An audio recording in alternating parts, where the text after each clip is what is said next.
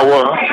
When we listen and gain our knowledge and power, we turn to the no bullshit hour. No bullshit.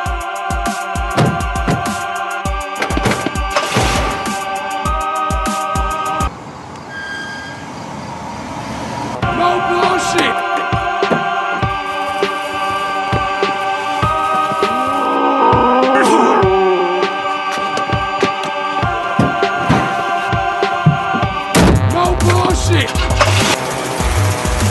Oh my, let's just did breaking news. Dub or bullshit. Dub or bullshit. No bullshit. Ooh. No Bullshit News Hour, September 9th, 2020. Sorry, I had to rip up the show and redo it. I hate to do this for the second show in a row. It's October. What'd I say? It's September. You were a month behind last week, too. I was all hanging around September 11th. Yeah. You know why? Because federal authorities have charged 6 Michigan militia members with conspiracy to kidnap Governor Gretchen Whitmer, a plot which included weapons training, surveillance of the governor's vacation home, and secret recordings of dreams to storm the state capitol, shoot some people, and take hostages. Another 7 face charges at the state level. And joining us will be former special agent in charge of the FBI field offices of New York, Detroit, and the International Terrorism Operations Director at FBI headquarters, Andy Arena, good friend of the show, smart man and honest man, speaks regular English. Also, in light of that, last week we got a little bit of mail on Gavin McInnes, Proud Boys founder. We'll get to that. And some of his old co-workers who put the genius idea of Vice together, the new journalism, Jason Mojica and Trace Crutchfield, who have also started a super PAC called Ixnay, the People's Super PAC. Such a great idea, I was going to do it. I was too lazy and then COVID hit. I like the name, too. Yeah, maybe they can do something for me running next time around. Yeah, and Karen's here, too. Karen, as always, Mark Fellauer. And at the end of the show, we have to do it. I got my ballot, my mail-in ballot. Yeah. I dropped it at the clerk's office. The next day, less than 24 hours later, it was mailed back to me and in my home. What? Yeah. Why? Because they're serious. I mean, they're moving with all due speed to get this done. I found that interesting.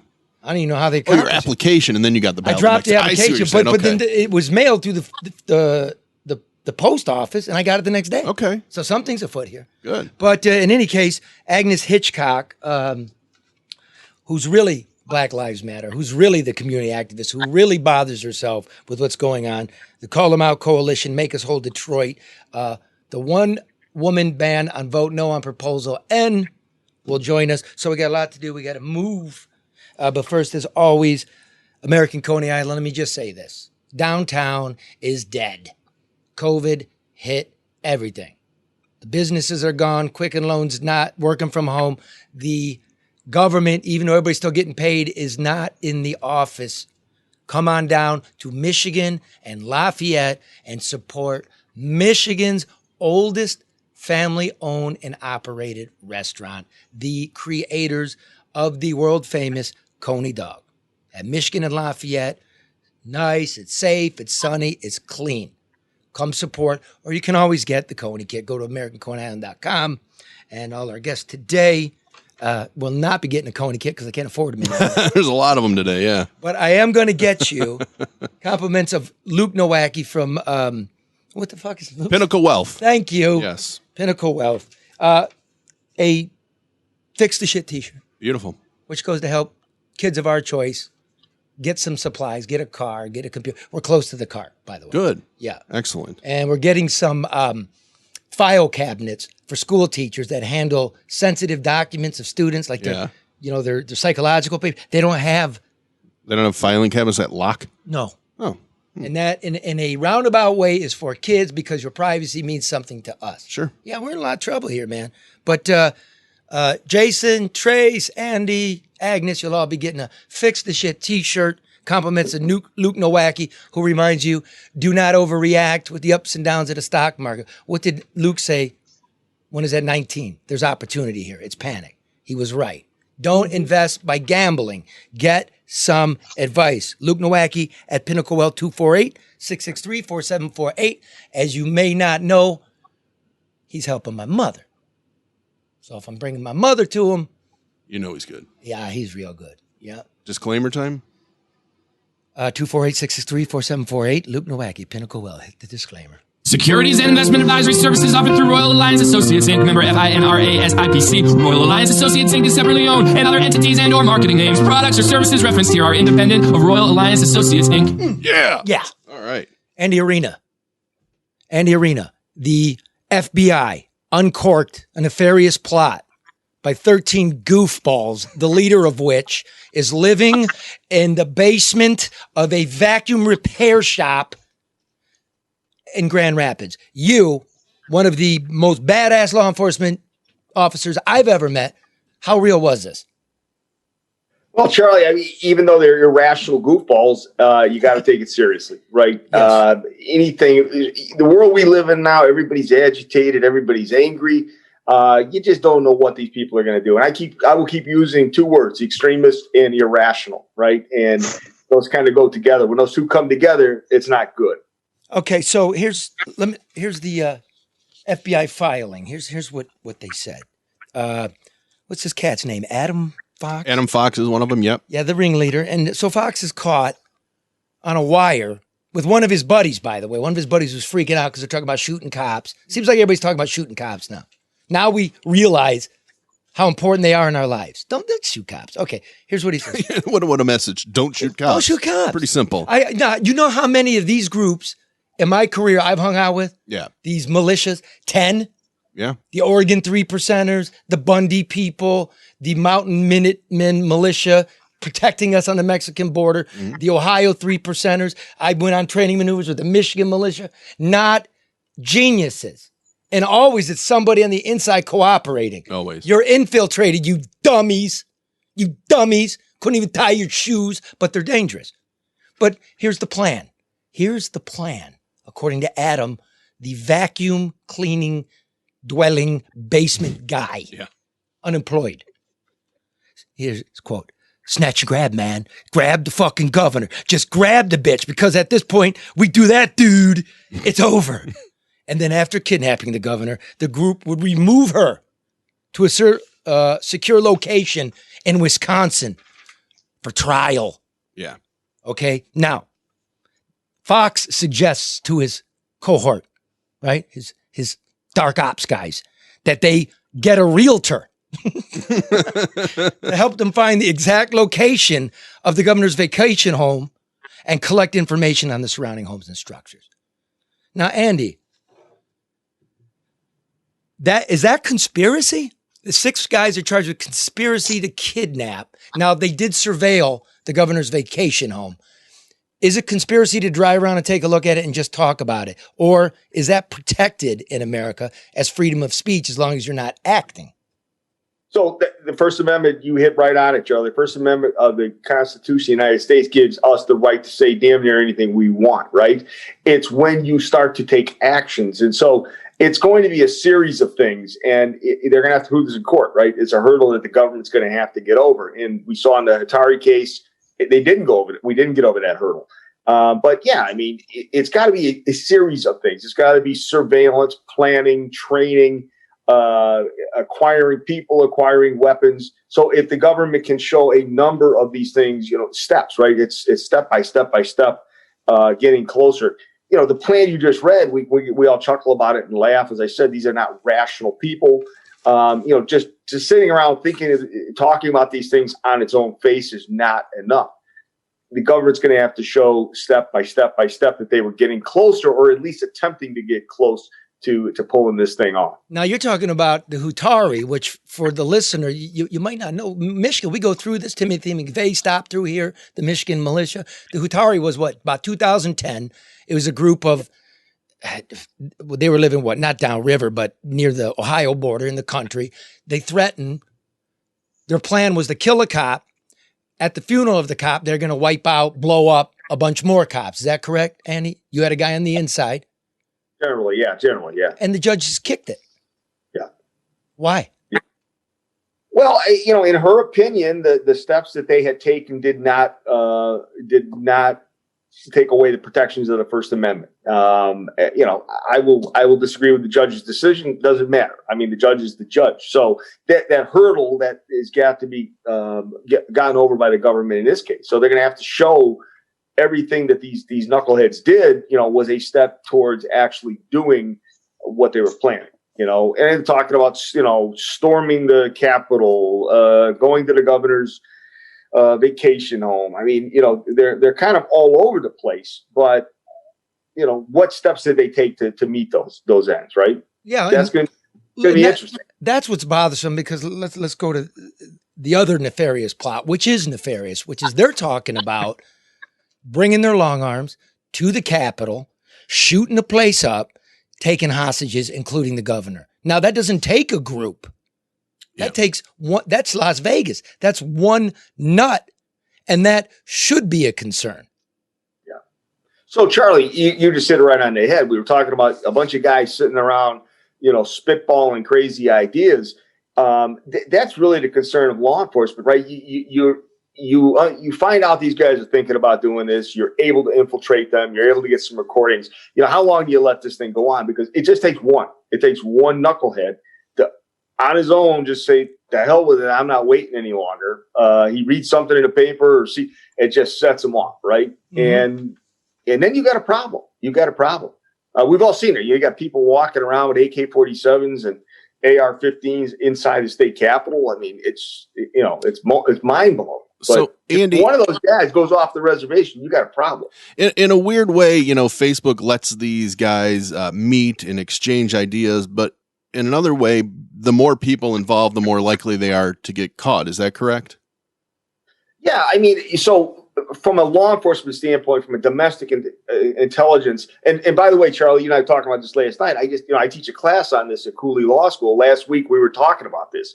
What point do you cross that threshold, right? Yeah. So law enforcement, we as American citizens, we don't want the FBI spying on us, right? They did it in the 50s, 60s, and 70s. We don't want them spying on us domestically. They need reasonable suspicion to be, snooping around on social media. So they've got to have a reason to be looking at these knuckleheads. Fortunately, and you're exactly right, fortunately, many of these groups give them the reason, right? They're out there, they're recruiting, they're putting their ideas out there. And then somebody will come to the feds and say, "Hey, you better watch these guys because A, B, and C." That's the reasonable suspicion to start looking at these guys. But yeah, it's always out there. If you look at any one of these terrorist plots, most of them, international or domestic, when at the end of the day, you go back and look, and there was information out there that the law enforcement just didn't see. Yeah, and I'm just going to make a statement here, because we've gone over this for a couple of years now. We get called libtards. Look, you all out. I am a gun carrier. I have a concealed pistol license. I have long arms. I am not only a supporter of the Second Amendment, I live by it.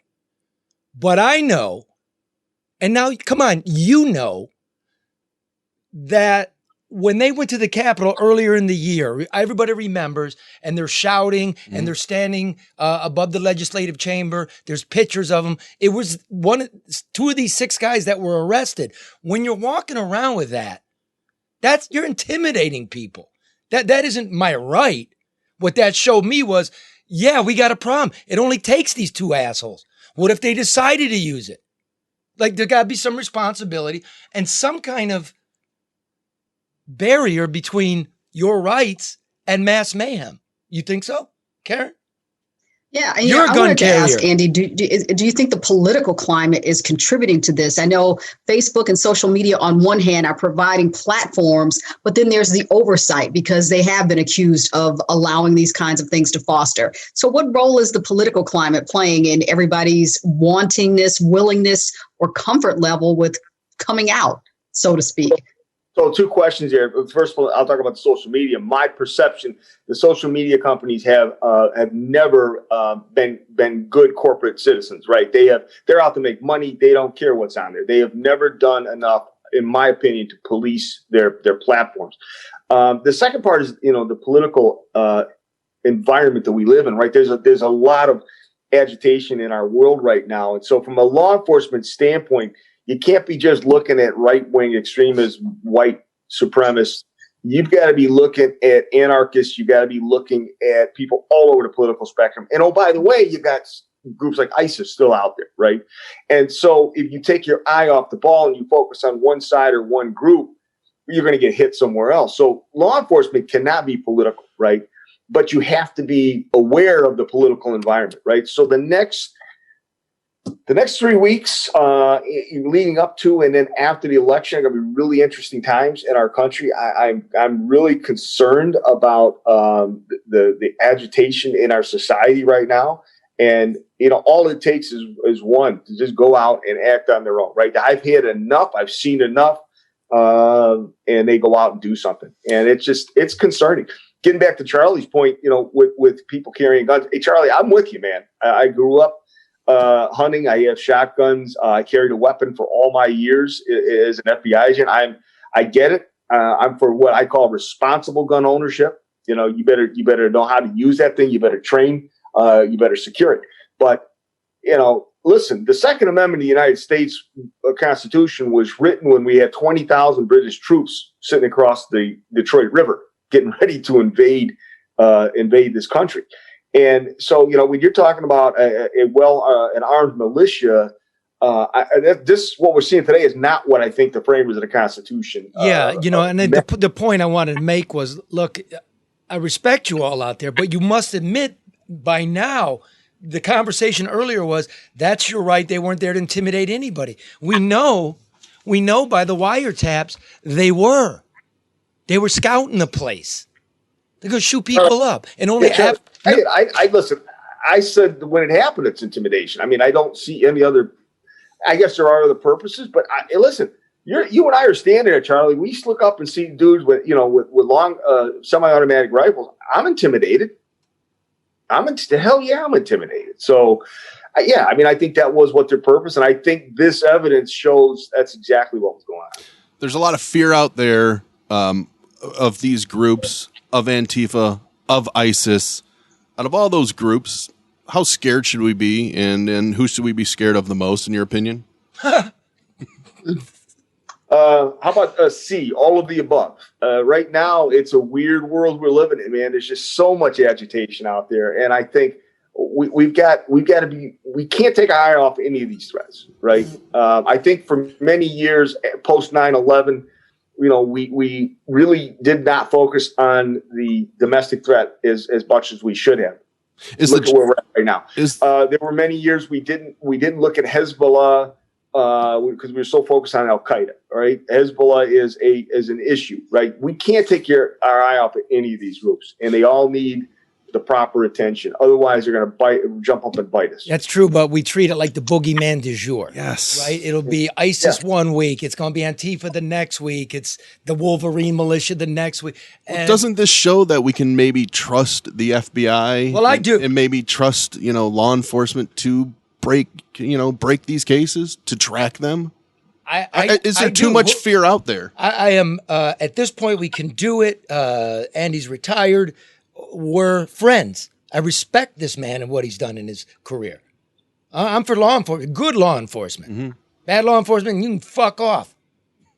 I'm on record with that. But yeah, if not for this, look, I have no doubt one of these guys was going to do some crazy shit.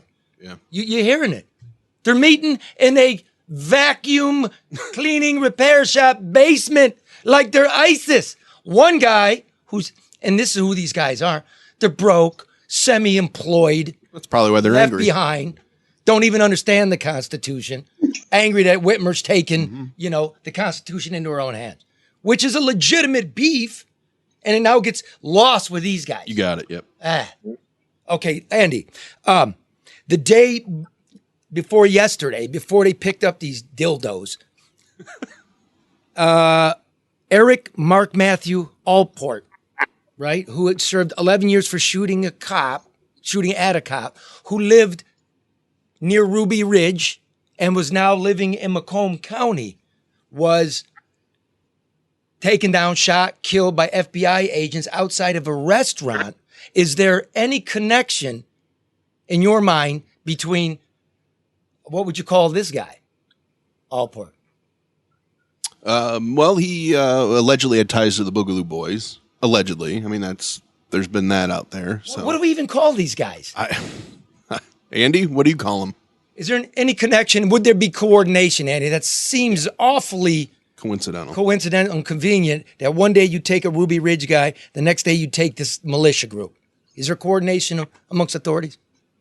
Well, I think it's going to be interesting. Obviously, the FBI, they're talking internally. It's going to be interesting over the next couple of days, couple of weeks, just to see what comes out. I mean, obviously, the timing looks odd, but I'm not hearing or seeing any connection between these two cases. But Charlie, it's not to say there isn't something, right? I would assume, Andy, like, give us your vast experience, your insight. There would be discussion amongst agents. Yeah. Listen, I mean, the head of the office now in Detroit, I'm sure, was briefed on all these, the second in commands. People talk. I mean, you're not just working in a vacuum. And so, especially when you've got operations like this coming down within days of each other, there's a lot of coordination, a lot of work put into these things. So, yeah, I mean, they're going to be talking. You're going to have SWAT teams involved. And, they're not just going out and doing this in a vacuum. Andy, how is this different than street gangs? I mean, they have names, they have agendas, surely they may be different, but the composition of them sounds just like another street gang. Yeah, they're criminal organizations. That's exactly what they are. Be it the mob, the mafia, street gangs, terrorist organizations. I remember years ago, I was trying to explain to Congressman Peter King what Al Qaeda was like, right? And he just couldn't get it. And surprise, he's from New York. So I started explaining it's like the Gambino crime family, and Bin Laden is like John Gotti, and then he has capos, and after I'm like, well, that was a pretty good analogy, right? So when I first took over counterterrorism operations for the FBI, I brought in organized crime agents to work the target, right? Because they got the concept. They got the concept of criminal enterprise and criminal organization. So yeah, there's really not a whole lot of difference in structure and how these folks operate than a street gang. Andy, you were telling me last night you asked questions of your students about how they see. I guess you're trying to take their temperature of how they look at things politically. You said, "What's the difference between Proud Boys and Antifa?" Is that basically the question you ask of them? Yeah, so, it's a terrorism class. And so I asked students, we're talking about what is a terrorist? What is the definition of a terrorist? One man's freedom fighter is another man's terrorist. And I start the class out, Charlie, and I ask them, has anybody heard? And now these are obviously not our generation. And you're younger than me, but, I asked them about the African National Congress. And these kids have never heard of the African National Congress, right? And I explained to them they were a certified designated terrorist organization back in the 1960s fighting apartheid in South Africa. And I asked them, do you know who the leader was? And they don't know. And I said, Nelson Mandela. Now, Nelson Mandela was jailed for terrorism. Now, I don't think there's anybody on the earth other than, a super white supremacist that would say Nelson Mandela was a terrorist, right? So time changes how we look at things. But, I'm just looking at our definition and how we look at terrorism and what's going on in the world today, and I take somebody from the left and somebody from the right and say, look at our definition, and it sparks a good conversation and a good debate amongst people. And what I'm trying to do is get them to open their eyes to what the First Amendment is, and are these groups terrorists? Are they not? What's protected? What's not? What's the line?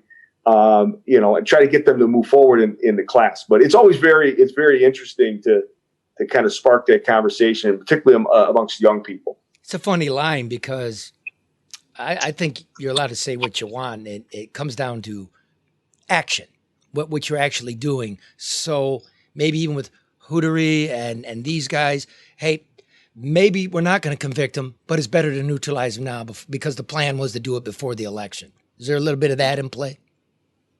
Yeah, well, part of it, Charlie, is how long, as I said, the FBI can't get political, but, how long do you let something like this go on, right? If one of these guys gets loose and decides, and shakes coverage, it does something, God help us.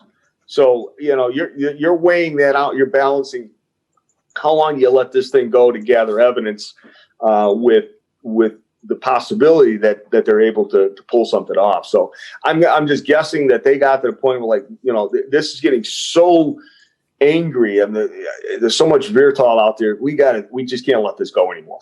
Okay, beautiful. Listen, I'm gonna let you go, brother, but sit there. We're gonna try to call the owner of the vacuum repair shop. But in the meantime, this is me about 2 years ago. This group, remember that was arrested yesterday and charged, went down to Ohio, Dublin, Ohio, to have some meetings. I went down to Dublin, Ohio to have some meetings with the militia, right? A whole bunch of them. They're going to let me film them. We're talking about just what we're talking about. And then when that was done, we had the motorcycle rally, and they brought their weapons to downtown Columbus. They invited me out for maneuvers in Southern Ohio, the Ohio 3%ers, right?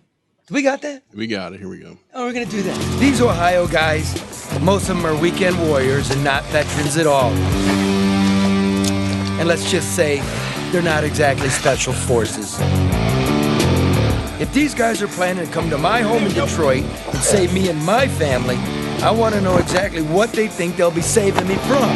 If you're listening. What's going wrong? Go ahead. What do you want? What is it you like fixed or changed? Because there's people listening, not watching. Yes. Well, I'm on maneuvers. We're doing the 50-meter mud crawl, on your belly, right? And I go around all these guys.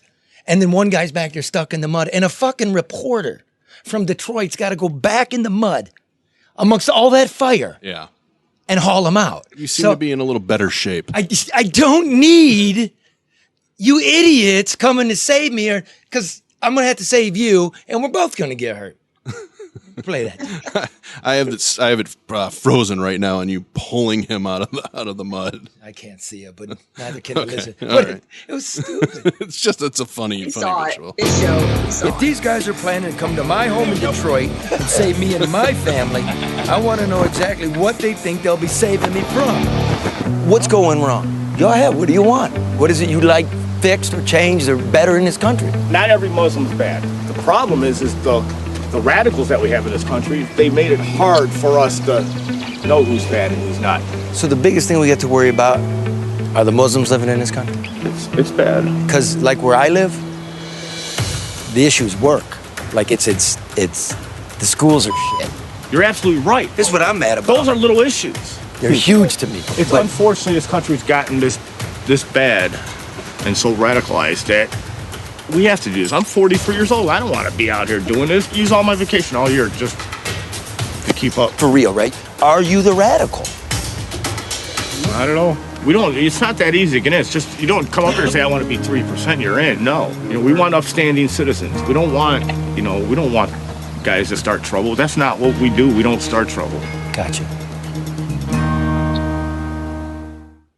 But look, these guys don't have anything to do with what happened yesterday, as far as I know. But this is the community.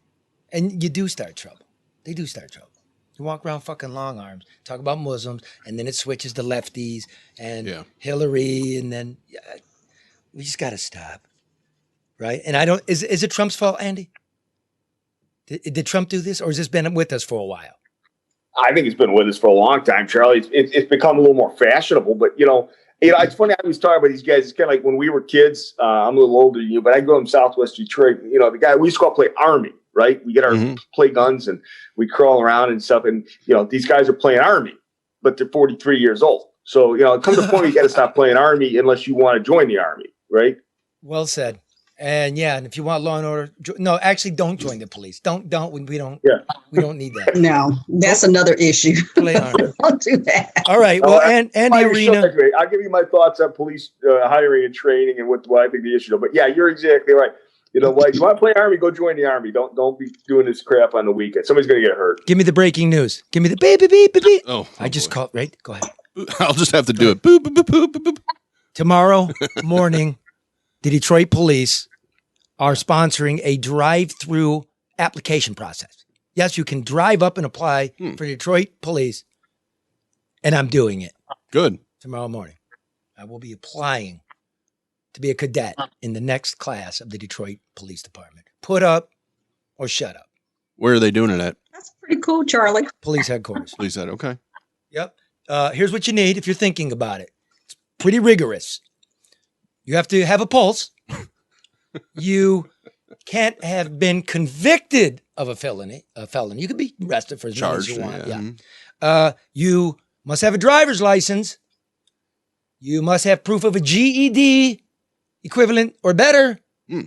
And you have to be able to do 28 push-ups and 28 sit-ups. That's it? That's it. Hmm.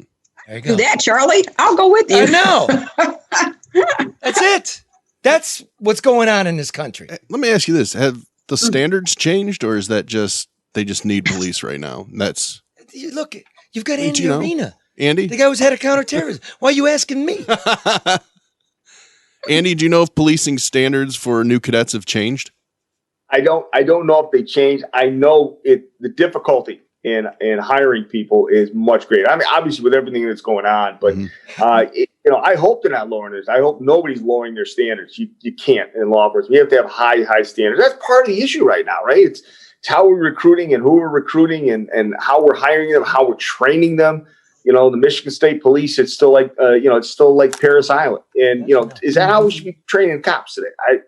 I don't think so, but that's just my opinion. I hope they're not lowering the standards. All right. Listen, brother, Andy Arena, former FBI big shot, really the best guy in America to talk to about this. And are you still with the Detroit Crime Commission? Yeah, I am, Troy. Yeah, I'm doing that and teaching a little bit. Oh, you got your hands full. Watch my girls play field hockey and basketball. Kind of like you. Yeah, exactly. All right, man. I love you. Thanks, dude. Watch out for yourself and look forward to having you back. Thank you, my friend. Talk to you later. All right. Hi, Andy. This phone call to Brian Titus of Vac Shack is brought to you by ADR Consultants.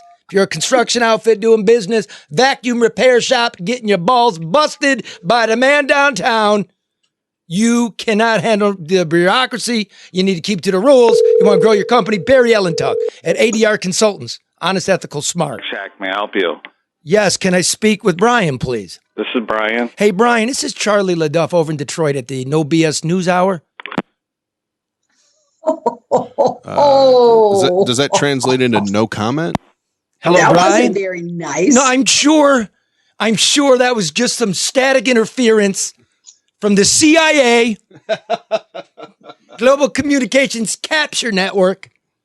Wait, what? How does he know you don't need a vacuum fixed? Was I mean to him? I do need my vacuum fixed. Well, there you go. Call him back. Was rude. I can imagine he's being bombarded. Yeah, but hey, Brian. He's not going to answer. He might. Well, maybe Charlie just wants to get his vacuum fixed. Hello, Brian. I'll send you a voicemail. It's the fucking CIA again. Do you hear him jamming our calls? Yeah, he's not. Okay. Good luck, Brian. Well, I'm sure Brian was just trying to help a young man out. That's what he said. So I'll go with that. What did he say? You called him yesterday? No. But he's been quoted saying that I felt bad for. I think Adam Fox is the one living there. However, wouldn't he know there was meetings going on through the trap door of the vacuum store in the basement? I don't know. Well, see, that's the sort of question. But he hasn't been arrested, so those are the hardball questions. It's not really that hard. He must be talking to the governor and the mayor, knowing full well that you don't just give empty quotes to the no bullshit news hour. I think that was pretty odd. Good luck, Mr. Titus. Yeah, but you don't hang up either. That wasn't necessary. That was rude. We're gonna have you send him a card, Karen. Karen, have you ever hung up on anybody? Can I get will do that. Can I get this done here? Yes, please. I'm sorry. Yeah, I've hung up on people before, but people know why I hang up on them. I'm going to tell them why I'm hanging up on them. I'm not just going to just hang up. I want you to understand why I'm hanging up. You know who's not going to hang up? Who? Barry Ellentuck at ADR Consultants. Get the job done right, on time, on budget. For your company, municipality, or law enforcement agency. They deal in IT, telecommunications, software, eavesdropping, spot shotter, all of that business. Everything. They do everything. I even called them up and said, hey, man, the guys that just did my kitchen, am I supposed to tip them? Good question. Are you? Yes, No, you should. No, it's not the industry. because you're paying the contract. They all get paid a very good wage. He Well, said, see, and Tim gets mad at me. I tip no, this is guy talk. This is tool time. We tools will talk to ourselves. You get them a bottle of whiskey or something. You start tipping, then everybody wants a tip. That's true. That's why you are going to have a bidding process. That's what I was told. Anyway, listen, honest, ethical, smart for all your business needs. Burial and Tuck, ADR Consultants. Okay, now, what else are we supposed to get to? Oh, yeah. Before I bring in these guys, really, though, I mean, who take Vice, magazine, TV, the whole enterprise to a level that everybody in the world tries to imitate now. Mm-hmm. Okay? Really. This is sort of the second generation when they move out of Montreal and they come to Brooklyn and they really start to explode. You really got to say Trace Crutchfield, who I would say invented their video. Right? They're crazy. The style, yeah. Yeah, man. A little bit of gonzo journalism. A lot of gonzo journalism. Good looking, right? Just real funky and to the point. He and Jason Mojica, who ends up running the whole damn thing. And then I went to work for Jason for a while. Wow. So we're going to have those guys. Those guys came in under the aegis and the one of the co-founders of Vice, which was Gavin McInnes, now the founder of the Proud Boys and in the news. And we got a little bit of mail. Oh, yeah. Most people understood what we were doing. Right. Some people were upset we didn't give him a chance to talk. I disagree with that. Oh, we gave him a chance. He talked too much. We gave him too much time. That was. I'm a fan. That's what we should have hung up on. Look. But no, he did. Take the talk. We let you talk about like you're just out there to keep the peace, but you should beat people's heads in. That then when you start denying slavery and genocide of Native people and I don't know. Yeah, you kind of lose me there too. So, and then, when we're making a point of like, hey man, what's with you shoving a black dildo up your ass? The point being, the guy said some pretty hateful shit about trans people, right? He really has. He got thrown out of his own advertising firm that he started for doing such shit. This isn't, we gave him a chance, but I'm not, dear Mr. Hitler, I know you were democratically elected and let him go off on a Mein Kampf speech. I'm not doing that.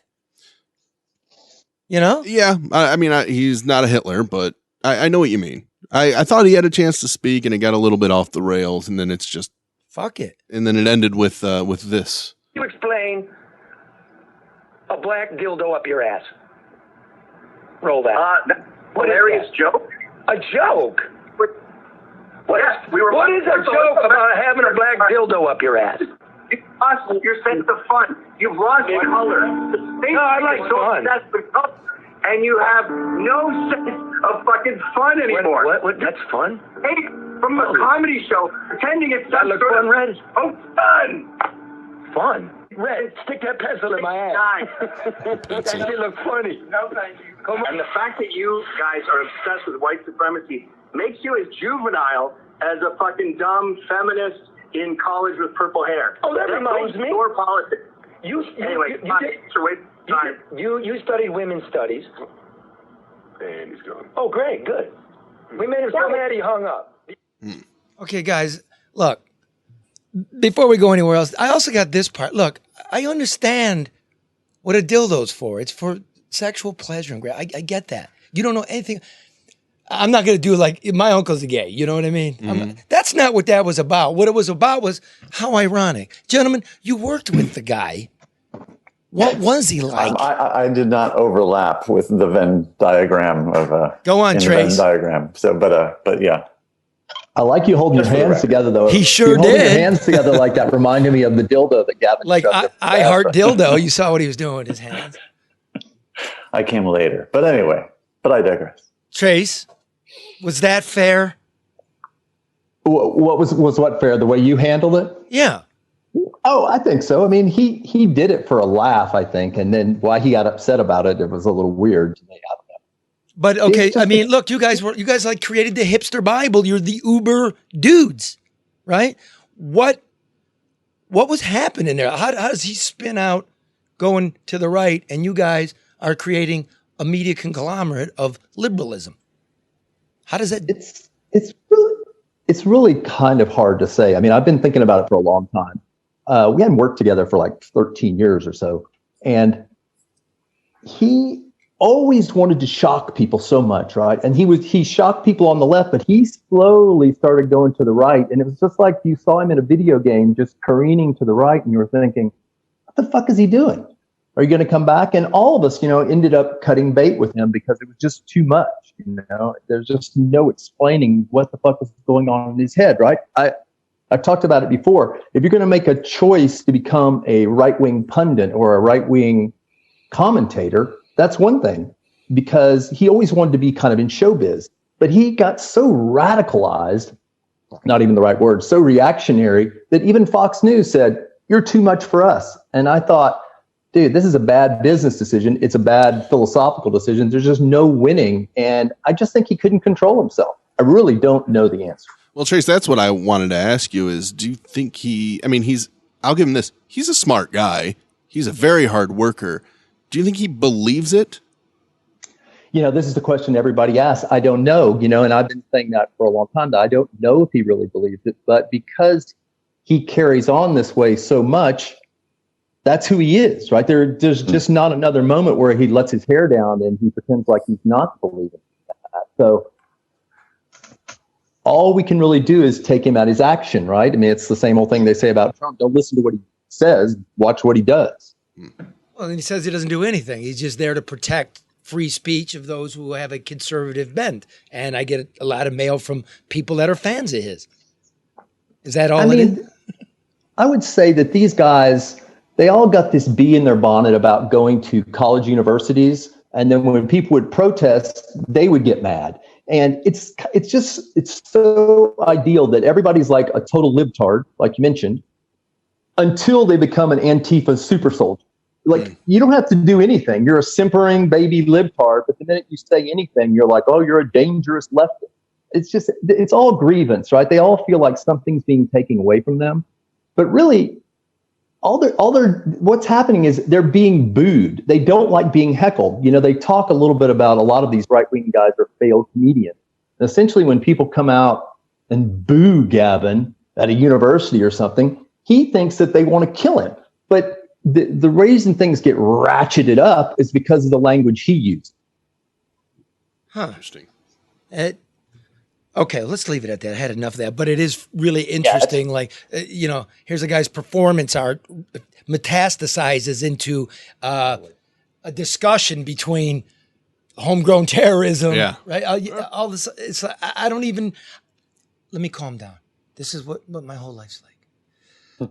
I look at this, and what's real. Like, you guys are real. You're from a real place. You know the real person. You watched it really happen. It's the same with me and those guys in the cornfield. What I'm being fed, what I'm screaming about, what I'm afraid about, and what you actually really see are two different fucking things. Everybody lives in their own mind, right? I mean, that's kind of where we all are. It's how we perceive ourselves being perceived. And those guys just it's impossible to explain. It really is impossible to explain what's going on with Gavin. I have no idea. And look, I'm going to respect y'all. You know me. I'm going to respect y'all. So you don't hurt anybody. You put whatever you want in your ass, right? Have somebody put whatever, I don't care. I love everybody. Just don't hurt anybody. And we're going to get along. Say what you want. I'm not going to hang out if I don't like what you're saying. I can't control anything more than that. It's your actions. So now, speaking of action, you two leave Vice, Jason, and you start a super PAC. First of all, question is, did you get paid when you left Vice? Oh, no, sadly not. No? You didn't get some of those Shane stocks? I don't know that those are worth anything, but no. I mean, because there's HBO. Well, that's an interesting thing, because what is the value of Vice? Are they making money? Because there's been a criticism of that they just are sucking money out of things. Are they profitable? Yeah. Do you know?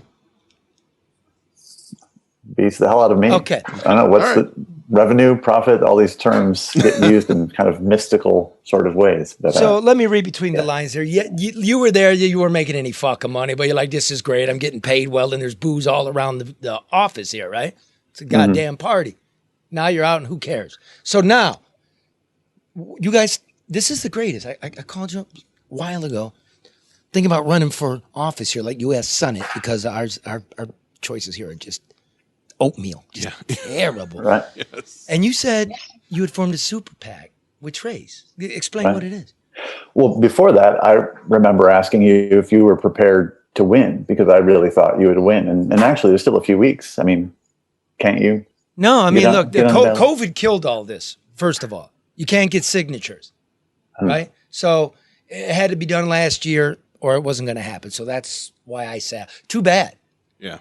Too bad, because we really could have had a discussion. I'm with Jason. I think you would have won. Huh. Guess what I have here? No Bullshit News Hour is my super PAC.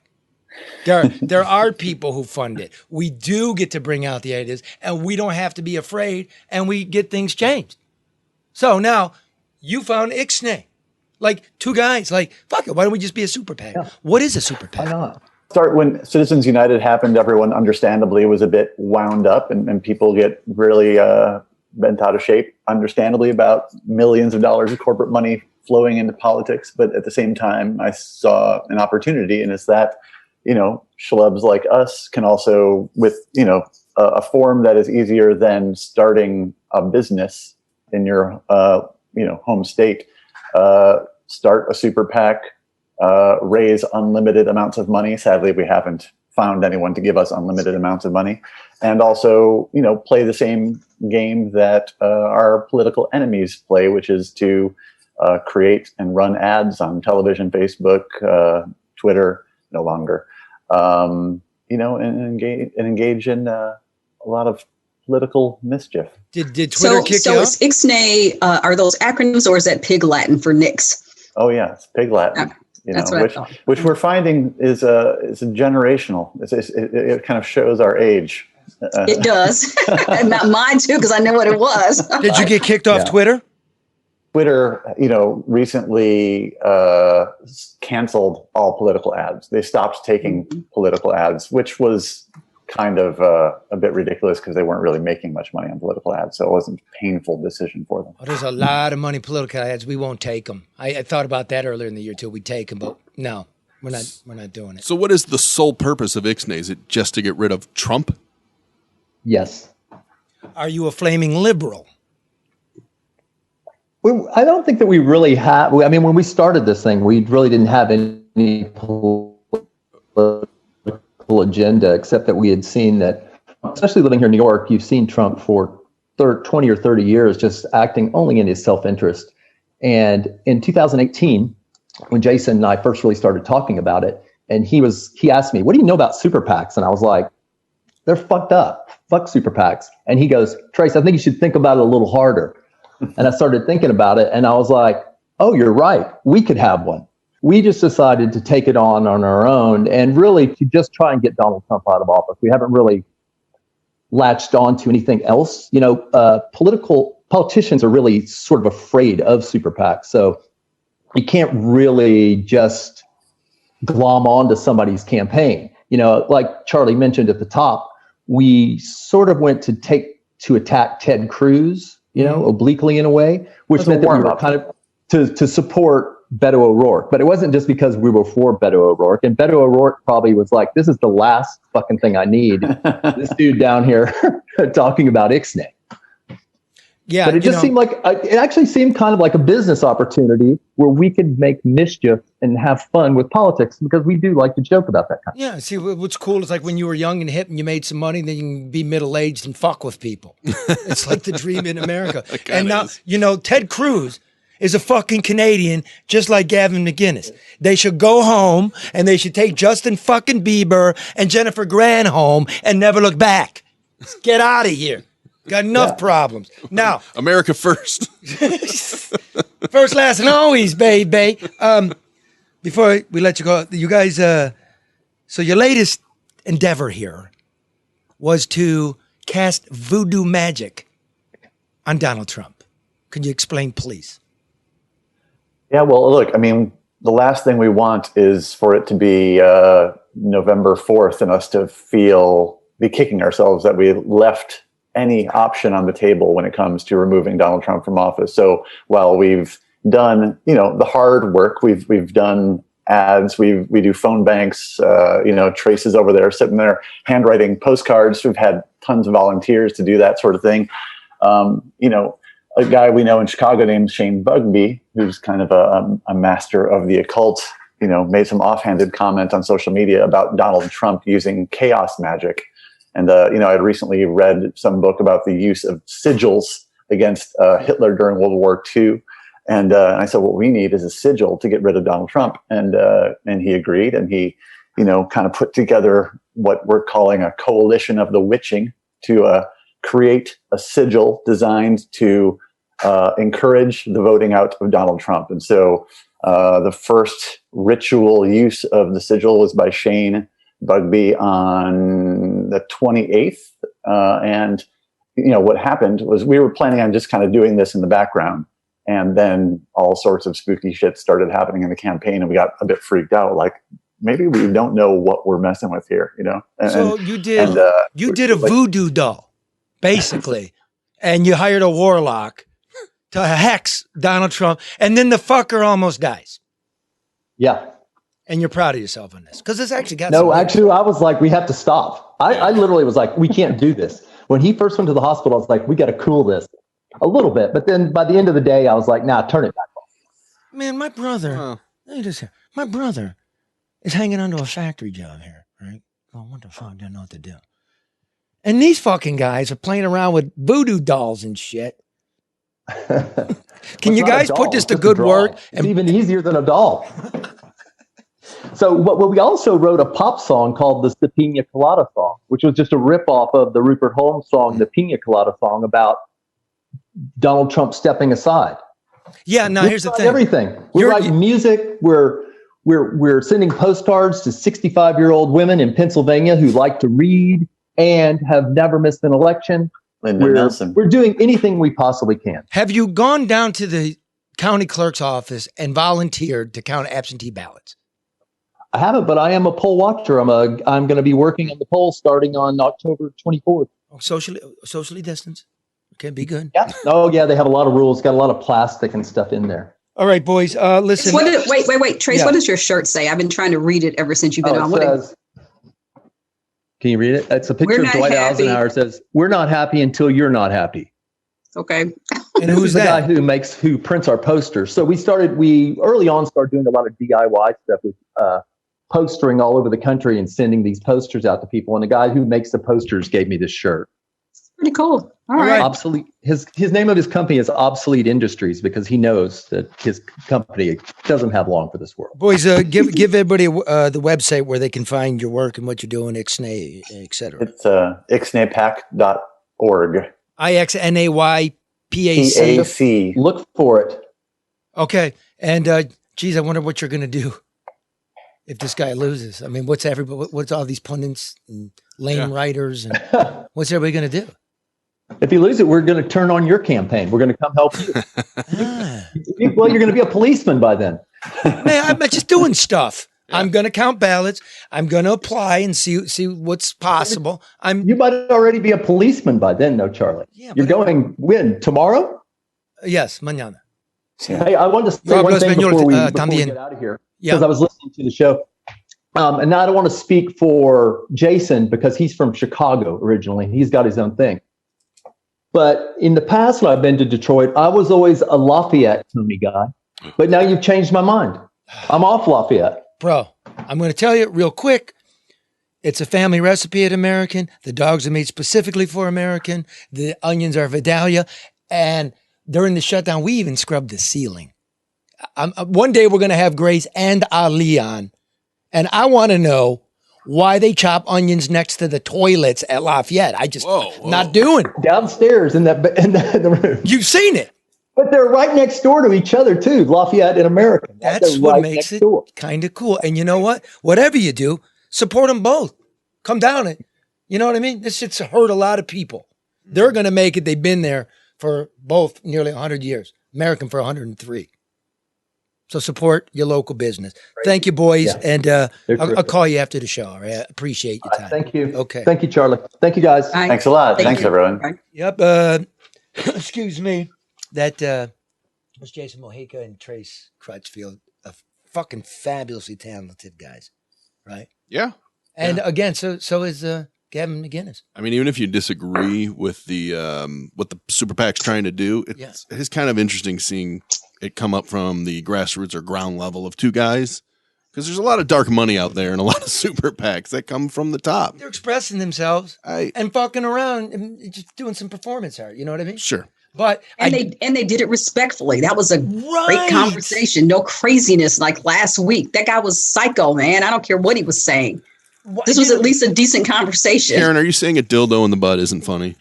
I don't even want to. But it can be fun to me, Mark. No doubt about that. Don't do it. I just wanted you to comment on it. Look, don't. Billions of people cannot be wrong. Dildos.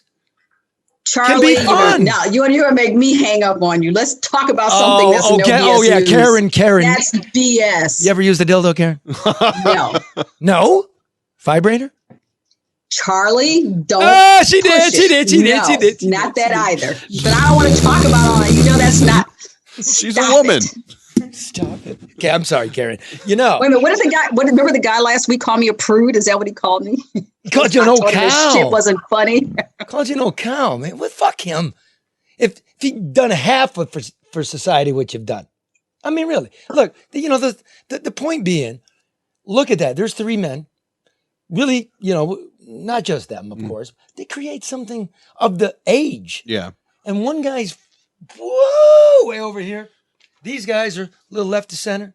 Vice is interesting for so many reasons. I think they do different work. I think a lot of it's good. Some of it I'm not such a fan of, but the inside working of it is fascinating to me, because I don't know what, you know, it almost got too big too fast for him, I think. Yeah, and it's falling. Does that make sense? Yes, it's falling off the cliff. All you got to do is what's ever come now, Google it, and you'll see it from 4 months ago somewhere. Super lefty spin. It's like it just lost the zip that attracted you to it. Yeah. Right, I would agree with that. Yeah. This clip Onward and upward, gentlemen. This clip is brought to you by Hall Financial, who wants you to know mortgage rates at an all-time low. They are the fastest in the state. They get your loan done as quickly as 9 days, twice as fast as their competitors. I tell you this all the time. Oh, by the way, it's more than 5,000 five-star reviews now. Mm-hmm. Boom. Right? Don't get caught thinking about it. It's not going to cost you. You're going to save. Whether it's getting equity out of your home or it's purchasing that home, you know, whether you got to loosen up some cash, get it done. Go to davidhallmortgage.com or call 248-308-5000. You get very personalized service. They'll even get you a realtor. Yeah. They won't come in your home. COVID cases are going up again. Oh, right? Yes, they are. And the movie theaters are opening. Make sense of that. Right. So get your virtual appraisal. Go to davidhallmortgage.com or 248-308-5000. I did. Bob did. You did, Mark. I have, yeah. Yep. NMLS number 1467435. I mean it, and I thank them for their support. This clip brought to you by davidhallmortgage.com. This is the governor giving us her feelings about being the target of a nefarious kidnapping plot from the basement of Titus's vacuum shop. I'm not going to comment. I just want people to hear it. You want to hear it first? Okay. I do. It's interesting how she handled this. Just trying to reframe it here. Okay, here we go. This should be a moment for national unity, where we all pull together as Americans to meet this challenge head on with the same might and muscle that put a man on the moon. Seeing the humanity in one another and doing our part to help our country get through this. Instead, our head of state has spent the past 7 months denying science, ignoring his own health experts, stoking distrust, fomenting anger, and giving comfort to those who spread fear and hatred and division. Just last week, the President of the United States stood before the American people and refused to condemn white supremacists and hate groups like these two Michigan militia groups. Stand back and stand by, he told them. Okay, look. Here's a moment where you lead. This is me. You think what you want. Here's what I think. My program. There's a moment to absolutely lead. Thank you, law enforcement. I know it's been a terrible year for you, but you're vigilant and you work and you keep us safe. That would have been nice. She could have said, here's a moment where we come together, right? We drop the differences, remember what's good about all of us, right? Yes. And we move forward. I told you this before the show, I feel like she has election 2020 blinders on, just focused on Trump, really. I mean, every time she talks about something, he comes up, and she could have played it, and I wish she would have played it a little bit differently, because I really do think that there's probably a lot of fear knowing that this was going on, but she chose, because I think she's just so focused on this election, to go the route she went. Karen? You know, Charlie, I keep saying this. Everything is performative and political and almost exploitative. I don't trivialize the fact that the threat may have been real, but everything shouldn't be for one's personal gain. Let's not exploit it. Let's take it for what it is. And like you said, lead and move forward. I'm over all of it, to be honest with you. I really am. So look at that. I'm going to ask you a question though, Charlie. Yeah. When do you think she was made aware of it? Oh, early on. I mean, because this, it had been going on for a while. This chatter's been going on since spring, late winter, right? Yeah. They have their chatter from going to the State House with the long arms, right? She talked about the death threats, and we all went like, what death threats? Remember? Yeah. Okay, the FBI itself, according to sources, and you might have met one today, ladies and gentlemen, there was a bulletin going around the different bureaus saying a state house has been targeted. There's a credible threat is what it said. Now you know what it was. That was August. They put the fence up at the governor's mansion saying that was a year in the making. I don't think so. She knew. Yeah. They had their eyes on these guys. And maybe that was a diversion. So they thought that she didn't know or something. My thing is everything, you shouldn't, and I told Charlie this earlier, is that people should not, use things for their own advantage at the expense of the people that they serve. Everything isn't about self-servitude. I mean, it shouldn't be. And I just feel like everything now is for people. They're all using it to get to the next step, to get ahead. The VP position is gone. So is the audition now for some appointment should Biden win? I mean, everything is about everybody's next step without any consideration for the people that are not being addressed and served here and now. And you fired up these, I'm sorry, let me just use the word people, save me the mail. You fire up these rednecks it's now the Supreme Court has ruled you illegally grabbed power. They've got nothing but just a bitch about things. I'm bitching. I'm not giving any credible threats to anybody. Mm-hmm. I'm trying to work through it. But when you now see the consequence of that, now's the time for you to bring the state together. Yeah. Right? We can disagree. The court's ruled, right? We don't have to pick up guns. It's a very easy opportunity to do it. She didn't take it. Now, look, this is what I say. She's as divisive as the president is. Ooh. I mean, Libtard Mark said that, and Democrat Karen said that. That's not me. I am. You're being divisive. You're calling us names. I'm independent. Here's what I'm looking at. I'm looking at my choices. This life we're living, we're grasping to a rope over a gorge of dung.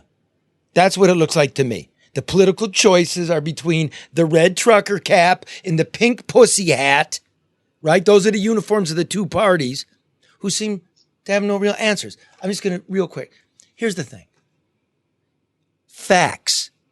The economy, you listen to this show, the economy is built on a house of cards before the pandemic. The U.S. economy grew by $500 billion in 2019, but it took the government to borrow $1 trillion to do it. We couldn't pay $400 billion in interest on our debt, and we needed another $600 million to provide the basic services. Then household debt is at an all-time high. Corporate debt, federal debt. When you have an interruption to the debt payments, boom, down it comes. We told you that, didn't we, Karen? Told you that before the pandemic that was coming. No, on the left, Whitmer likes to crow that we're in the top 10 rebound, right, in terms of economic activity after the corona pandemic, which apparently we're still in. Except we're 10th in unemployment. And because you unilaterally and did not deal with the Republicans, you keep end arounding? Yeah, end around. Yeah, you keep end arounding. You did that with the budget before the pandemic. Now all those unemployment checks are not legal. And now you're calling for the Republicans to come back and deal while millions don't know where the turkey's going to come from, much less the Christmas presents. Right? Okay, so yeah, look, Trump dithered, downplayed. Right? We don't have a national strategy. If you don't believe that, what can I say to you? But let me give you this here. Whitmer says her response is largely a success. By what measure? Michigan has the highest death rate for a state with at least, second highest death rate for a state with at least 10 million people, and the 9th highest death rate overall. Now, here's the thing. Excess mortality, that's a fancy way of saying people that died and we don't know why. Like if you average 2016, 17, 18, and 19, we've got 10,000 extra deaths that we can't account for in Michigan this year. What do you think that's from? Well, what's changed? Okay, what's changed? COVID. We have 3% of the country's population and 12% of the excess mortality. We never counted the nursing home deaths, remember? So don't tell me, oh, by the way, all you COVID hoax people, that's exactly the opposite of they were overcounting COVID. They were undercounting COVID. It's real. It's real. It killed people. Nobody did a good job here. Can we say that in the middle? Huh? Yes. Can we? Yeah. Okay. Now, here's who's active. We're going to go out on this. I know we're running long, but I was going to have Agnes Hitchcock on a little closer to the election, but then my absentee ballot showed up. And I'm like, oh, the election's right now. Mm-hmm. So Agnes is, do we call her yet? Yeah, she's on hold. Okay. Agnes is the power behind Vote No on Proposal N. Let me just introduce it with Hope Not Handcuffs. Sure. So we can let people go uninterrupted. Agnes Hitchcock is brought to you by Hope Not Handcuffs. Since 2017, the Hope Not Handcuffs program has helped 4,600 people get the help and resources they may not have gotten otherwise. Anyone struggling with a substance use disorder or addiction, whether it be heroin, painkillers, cocaine, even alcohol, can go into 100 participating police locations and ask for help with no fear of being arrested. The police officer will treat you with compassion and call a volunteer angel that will come to the department and assist with paperwork and make phone calls to get you placed in treatment that very day. Safe, clean, well lighted. The first step doesn't need to be the hardest. There is hope. Go to hopenohandcuffs.com to learn more and make the step toward recovery. And I think this will be the last time this season that we will be advertising with them. It's end of the year sort of thing. It's been my pleasure and honor to speak these words. God bless you for the work you do there. And go to Hope Not Handcuffs. It'll stay up whether we're advertising or not. And get help. Love each other. Okay, having said that, are you there, Agnes Hitchcock? Yes, I am here. Hi, madam. How are you? Great, thank you. How about yourself? Good. I was thinking, how are we going to do this? And I'm like, you know what? Agnes, go. Why should people, what is Proposal N? It's very local, I know. And why should people vote no? Proposal N has been put up as a neighborhood blight cleanup program. So that's what it says. Everybody likes neighborhood improvement. And when you see that, everybody's thinking, oh, my neighborhood's going to look better. However, they failed to tell you that Proposal N will be on your property taxes. So after they've already snatched $600 million from the people in the city of Detroit an overassessment, which actually caused some people to lose their homes, caused some people to make sacrifices to pay taxes that they never really owed. And then they have people in those crazy property tax agreements. So when we discovered this, and the mayor addressed it in his State of the Union message, he says, yes, we did overassess Detroit property tax owners. And yes, we did. But the problem is I've spent the money. I can't give you a credit, and I can't give you a tax refund bond. Who does that? Who actually steals from the residents, causes them to lose their homes, go into crazy agreements, and then says, I can't, it's not legal for me to give you a tax credit? Now, let me go here, Agnes. We have in Detroit, and this affects the whole state, we have another pension crisis looming. Couple $100 million we're going to find out we don't have. People are getting their water shut off. People, once again, are starting to lose their homes to foreclosure because they can't afford the property taxes. The water's getting shut off. There's a million things we could talk about. Why do you think the mayor's got such a hard-on to do more demolition that he's already in trouble for? See, I believe these people have a goal. It doesn't matter if black people in the city of Detroit are collateral damage, roadkill, whatever it is. They have a goal that they're going for, and they intend to reach that goal. So maybe we don't all know that the Land Bank Authority is loaded with corruption. There was an audit done in the city of Detroit recently, and they found so many mismanagement problems in the Land Bank Authority that it's ridiculous. They double bill, they don't keep good records, and in addition to that, the city of Detroit gets $50 million every year for demolition. Straight up $50 million. Hardest hit funds come in here, and they reach over into federal money that is directed to one thing and use $265 million out of that for demolition. So we all know when you buy the federal money, you're going to have to give that back.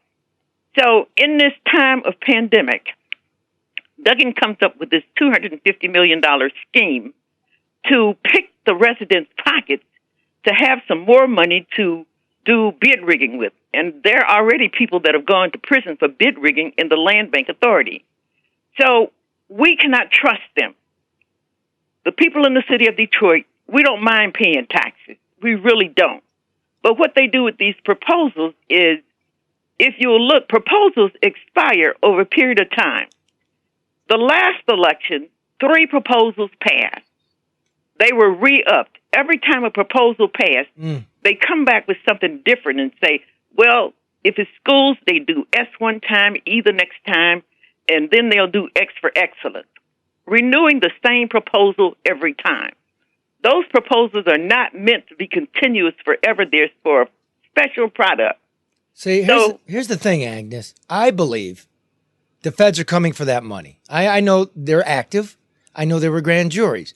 If the feds want payment back for the fraud, the big rigging, the collusion, the lack of paperwork, Detroit's already broke. Where would they get it?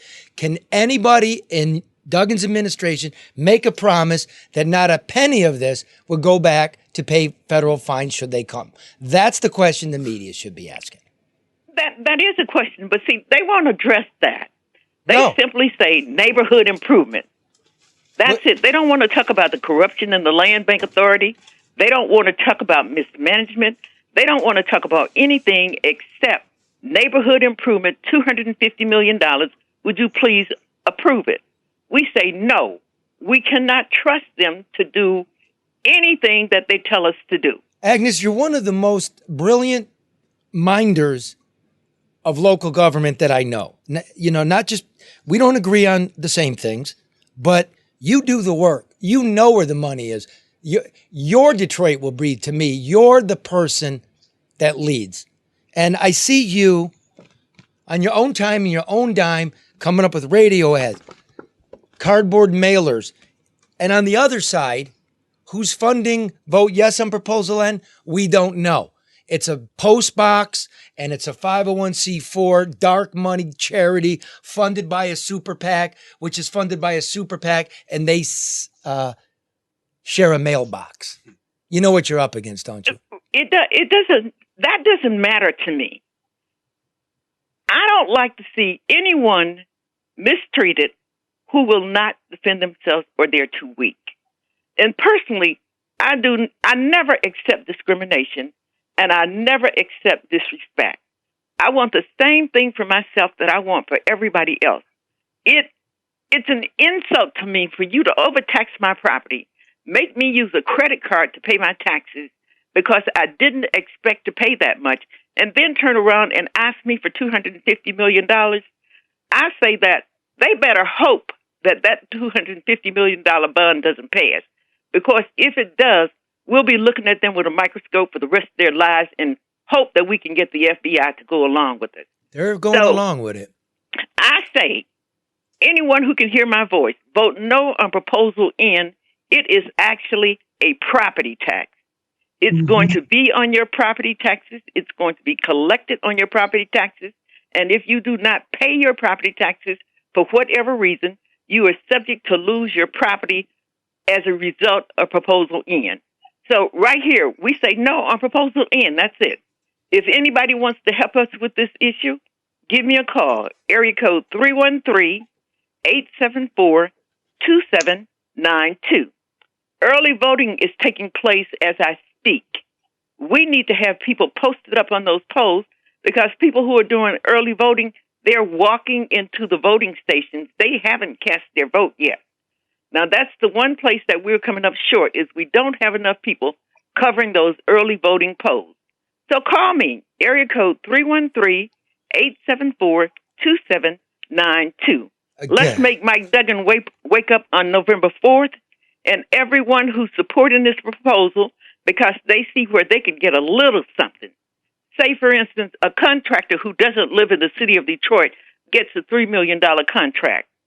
That's him alone. They promised black people in the city of Detroit. Oh, you heard about the new dirt contract, didn't you? Yeah. Oh, we got so much to talk about. I'll call you tonight over a glass of wine. I know, out in the burbs. Oh, man, way out there. Yes, no sir. dirt for Detroiters. Yes, all they need is a post office box in the city of Detroit. They got one. Possibly a storefront.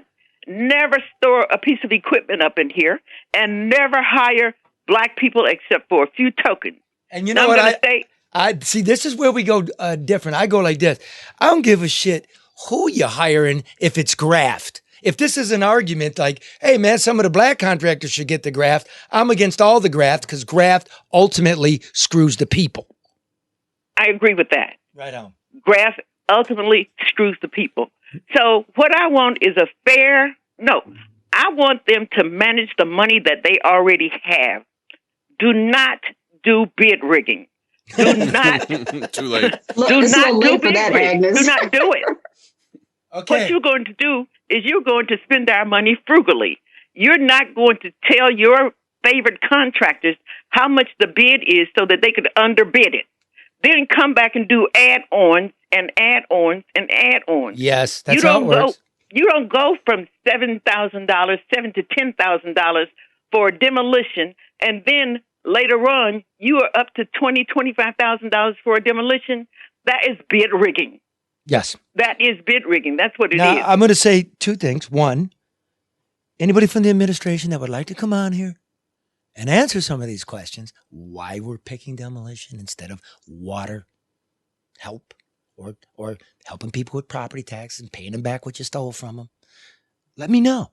Or who's in that mailbox. That will be good. Because no me gusta corrupción. No me gusta. And finally, Agnes, with no disrespect, Karen won't answer it, but vibrating sexual toys. What's your take on that? What is with you? Well, I tell you, I like the real thing. Oh, see, Karen, yeah! Woo! And with that, we'll take it out. Love everybody. Thanks for being on, Agnes, and me gusta. Thank you, Carolyn. Agnes for the win. Me gusta verga. Chuchi frito. 12 de la noche en La Habana, Cuba. 11 de la noche en San Salvador, El Salvador. 11 de la noche en Managua, Nicaragua. Me gustan los aviones, me gustas tú. Me gusta gusta viajar, me gustas tú. Me gusta la mañana, me gustas tú. Me gusta el viento, me gustas tú. Me gusta soñar, me gustas tú. Me gusta la mar, me gustas tú. ¿Qué voy a hacer? Je ne sais pas. ¿Qué voy a hacer? Je ne sais plus. ¿Qué voy a hacer? Je suis perdu. ¿Qué horas son, mi corazón? Me gusta la moto, me gustas tú. Me gusta correr, me gustas tú. Me gusta la lluvia, me gustas tú. Me gusta volver, me gustas tú. Me gusta marihuana, me gustas tú. Me gusta colombiana, me gustas tú. Me gusta la montaña, me gustas tú.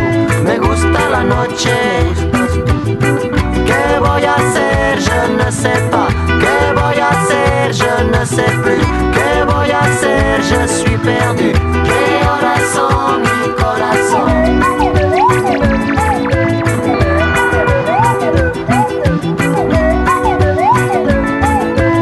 12:01 minuto.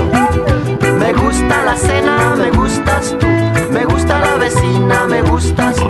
Me gusta su cocina, me gustas tú. Me gusta camelar, me gustas tú. Me gusta la guitarra, me gustas tú. Me gusta el reggae, me gustas tú. ¿Qué voy a hacer? Je ne sais pas. ¿Qué voy a hacer? Je ne sais plus. ¿Qué voy a hacer? Je suis perdu. ¿Qué horas son, mi corazón? Me gusta la canela, me gustas tú. Me gusta el fuego, me gustas tú. Me gusta menear, me gustas tú. Me gusta la Coruña, me gustas tú. Me gusta Malasaña, me gustas tú. Me gusta la castaña, me gustas tú. Me gusta Guatemala, me gustas tú. ¿Qué voy a hacer? Je ne sais pas. ¿Qué voy a hacer? Je ne sais plus. ¿Qué voy a hacer? Je suis perdu. ¿Qué horas son, mi corazón?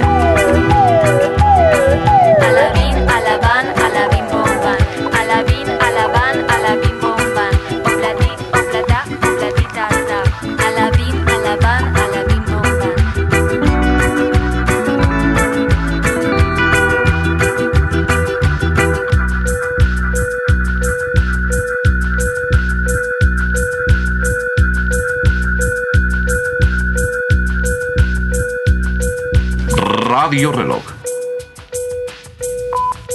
5 de la mañana. No todo lo que es oro brilla. Remedio chino e infalible. I really reached my breaking point after I made that jump to heroin, and I just knew if I didn't make a change, I would ultimately lose my life. I was passing by a police department, and I just made the split-second decision to walk in. The police officer greeted me, Hope Not handcuffs arrived, and saved my life. The first step doesn't need to be the hardest. Let us help guide you to recovery. Go to hopenothandcuffs.com to learn more.